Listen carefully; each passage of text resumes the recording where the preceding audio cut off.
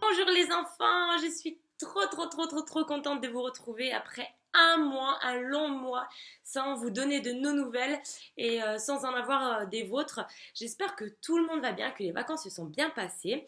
Alors, comme on vous l'avait dit dans la vidéo précédente, on a fait un trip, un voyage de Melbourne à Perth avec notre voiture en visitant toute la côte sud, en faisant des villes, des parcs nationaux, etc. Et du coup, ça nous a pris un mois pour faire tout ça. Alors, je vous propose de commencer cette vidéo basée sur les animaux qu'on aura rencontrés sur la route. Commençons donc par le kangourou. Les kangourous, on les trouve à l'état sauvage exclusivement en Australie et en Nouvelle-Zélande. Ce sont des animaux nocturnes. La journée, les kangourous aiment se prélasser sous la fraîcheur des feuillages et ne sortent que lorsque le soleil se couche.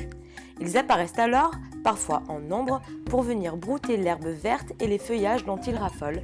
Ce sont des herbivores. Les kangourous font partie d'une grande famille. Il y a plus de 50 espèces différentes de kangourous. La plus petite espèce est celle du wallaby et l'une des plus grandes est celle du kangourou roux, caractéristique par son pelage orangé. Suivant son espèce, le kangourou peut atteindre jusqu'à 3 mètres de haut. Il peut faire des sauts de 3 mètres et aller jusqu'à 60 km/h. Il se déplace grâce à sa queue qui lui sert de balancier lorsqu'il saute et d'appui lorsque le kangourou est au repos. D'ailleurs, à cause de sa forme si particulière de ses pattes et de l'épaisseur de sa queue, il est impossible pour le kangourou de reculer. Le bébé kangourou. À la naissance, il n'est pas plus grand qu'un petit bonbon. Il est rose, ne voit pas et ne possède pas de poils. Tout de suite après la naissance, il se glisse dans la poche de sa maman et vient s'accrocher aux tétines. Plus le bébé kangourou devient grand et fort, et plus il sort de la poche et devient indépendant.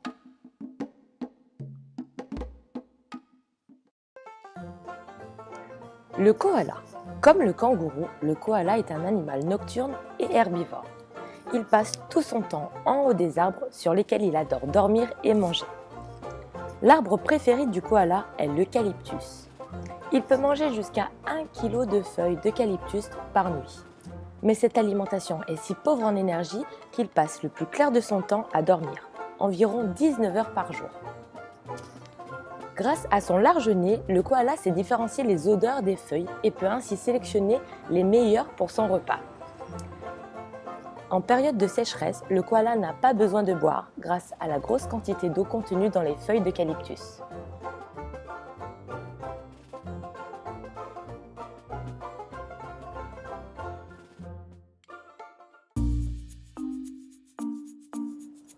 Le lion de mer.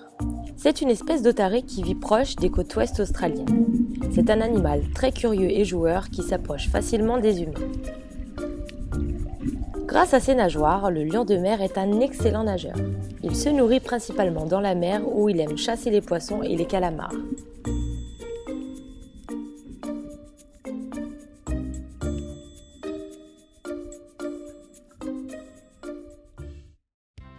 Les manchots pygmées.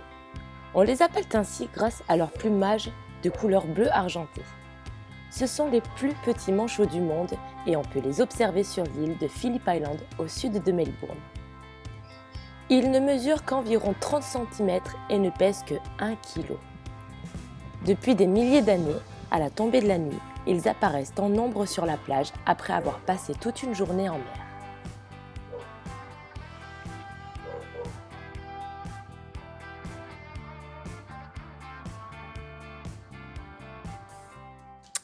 Les oiseaux. L'Australie abrite près de 900 espèces d'oiseaux dont plus de 300 ne vivent qu'en Australie.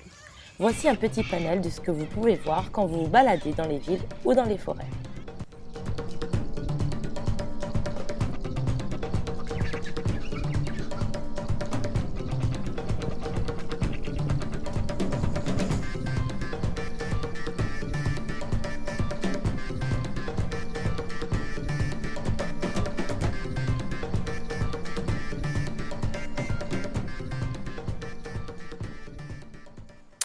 Et voilà les enfants, cette vidéo se termine. J'espère que vous avez aimé la vidéo, que vous avez appris plein de petites choses. Moi, je vous dis comme d'habitude, au mois prochain avec Yanis qui vous fait de gros bisous, il est au travail. Coucou les enfants, je vous fais de gros bisous et à bientôt les enfants. Au mois prochain, allez. On vous embrasse fort, avec Anne aussi, et puis à très vite.